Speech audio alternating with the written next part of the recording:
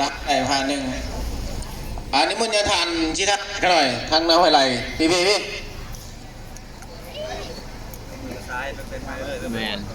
ต้องกัน การกาเกียมออกบิณฑบาตงานปฏิบัติธรรมตอนเช้า ไม่ต้องกันเนี่ย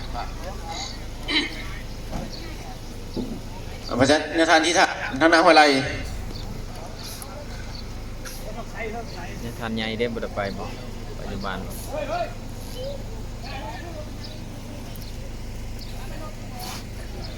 ฮะยึดก่อนมันจะไม่ได้ยกขึ้นน้ำเลยนั่นขึ้นป่ะไป เดี๋ยวเปล่าถอยมาเดี๋ยว สองเอายิงหนึ่งนี่วันนี้ละกลับมาเอายิงหนึ่งพ่อ2 4 5ได้แหละ นาโค ก็หามีขึ้นแล้ว แต่ทางเนื้อ สมณเณร เอาได้ประโยชน์แล้ จั ว กพง เหยียบปกติแตกเนี่ย คือ ได้ ได้ เพื่อโหดใช่ 2 4 5เอาไปเอาเลย เป็นพ่อแล้วหลุดเนาะ มานะครับ ประมาณบอกว่าทำให้ทำ งั้น ให้ งั้นเราบอกมา ฮะ งั้นเราบอกให้มา เพราะยันมันพ่อแหละ โอ้ย ต้องมี ไปเป็นแอดบ่ได้ ประมาณแม่นแล้ว ให้สื่ออยู่วัดนนจันทร์ถ้าสารคามบอกแล้ววะนนจันทร์ต่างหากปะ ไปอีก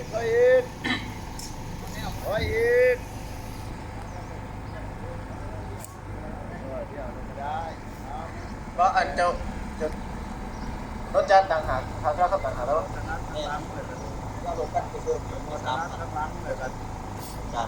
ไปเลย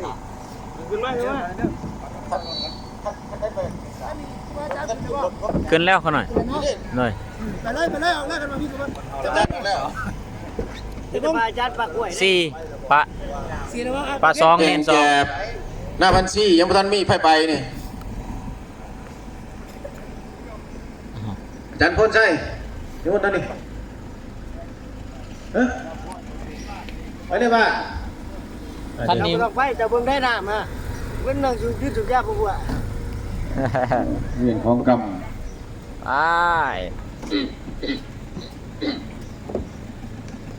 เป็นยันรถกระไดบุญคือกันเนาะ ได้เบิดบุญ ครบแล้วเสือแล้วเสือคนละ ดีนะมันเรื่องม้วนของประกาศ5 โมงมา ว่านประกันนะ เพราะมือแรกมันบ่ยังปานใดเลย เรื่องระบบบ้านคนยังวางลงมาเย็นนะวะที่อยู่ข้างเด้นะบ้านไม่พูดตัวฟ้า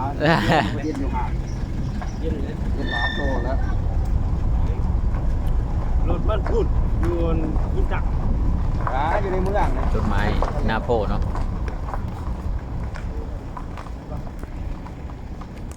ไอ้แค่น้หน่อย โอ้โห แต่ริวสำนักปากกล้วยเนี่ย